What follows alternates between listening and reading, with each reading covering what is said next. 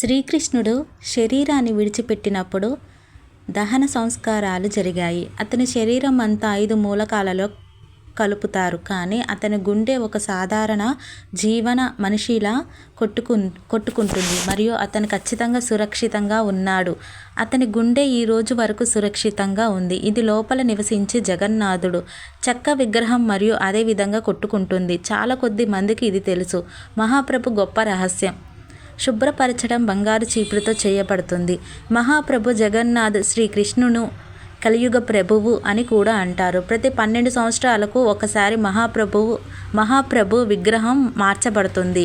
ఆ సమయంలో పూరి నగరం మొత్తం నల్లబడి ఉంటుంది. అనగా మొత్తం నగరం యొక్క లైట్లు ఆపివేయబడతాయి. లైట్లు ఆపివేసిన తర్వాత సిఆర్పిఎఫ్ సైన్యం అన్ని వైపుల నుండి ఆలయ ప్రాంగణాన్ని చుట్టుముడుతుంది. ఆ సమయంలో ఎవ్వరు ఆలయంలోకి ప్రవేశించలేరు. ఆలయం లోపల దట్టమైన చీకటి ఉంది. పూజారి కళ్ళు కట్టుకున్నాయి. పూజారి చేతిలో చేతి తొడుగులు ఉన్నాయి. పాత విగ్రహం నుండి బ్రహ్మ పదార్థం తీసి కొత్త విగ్రహంలో ఉంచుతాడు. ఆ బ్రహ్మ పదార్థం ఏమిటో ఇప్పటి వరకు ఎవరికీ తెలియదు. ఈ రోజు వరకు ఎవరు చూడలేదు. వేలాది సంవత్సరాలుగా ఇది ఒక విగ్రహం నుండి మరొక విగ్రహానికి బదిలీ చేయబడుతుంది. ఇది అతీంద్రియ పదార్థం. దానిని తాకటం ద్వారా ఒక వ్యక్తి శరీరం యొక్క రాగులు ఎగిరిపోతాయి. ఈ బ్రహ్మ పదార్థం శ్రీకృష్ణుడికి సంబంధించినది. అయితే అది ఏమిటి ఎవరికి తెలియదు.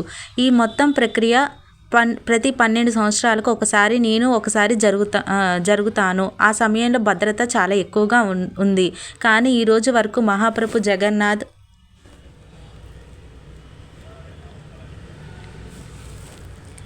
విగ్రహంలో ఏముందని ఏ పూజారి కూడా చెప్పలేకపోయారు. కొంతమంది పూజారులు మేము అతని చేతితో తీసుకున్నప్పుడు అతను కుందేలులాగా దూకుతున్నాడని అక్కడ కళ్ళకు కట్టినట్టుగా ఉంది. చేతిలో చేతి తొడుగులు ఉంటేనే మనకు అనుభూతి కలుగుతుంది. ఈరోజు కూడా జగన్నాథ్ యాత్ర సందర్భంగా పూరి రాజు స్వయంగా బంగారు చీపురుతో తుడుచుకుంటాడు. లార్డ్ జగన్నాథ్ ఆలయ సింహద్వారం నుండి లోపలికి మొదటి అడుగు వేసిన వెంటనే సముద్రపు తరంగాల శబ్దం వినపడదు. ఆశ్చర్యకరమైన విషయం ఏమిటంటే మీరు ఆలయం నుండి ఒక అడుగు వేసిన వెంటనే సముద్రం యొక్క శబ్దం వినపడుతుంది. చాలా దేవాలయాలు శిఖరంపై పక్షులు కూర్చొని ఎగురుతూ ఉండటానికి మీరు తప్పక చూశారు. కానీ జగన్నాథ ఆలయం మీదకి ఏ పక్షి కూడా వెళ్ళదు. జెండా ఎల్లప్పుడూ గాలికి వ్యతిరేక దిశలో ఎగురుతుంది. లార్డ్ జగన్నాథ ఆలయం యొక్క ప్రధాన శిఖరం రోజుల్లో ఏ సమయంలోనైనా నీడను వేయదు. లార్డ్ జగన్నాథ్ ఆలయం యొక్క 45 అంతస్తుల శిఖరంపై ఉన్న జెండాను ప్రతిరోజు మార్చడం జరుగుతుంది. జెండాను ఒక్కరోజు కూడా మార్చకపోతే ఈ ఆలయం 18 సంవత్సరాలు మూసివేయబడుతుంది.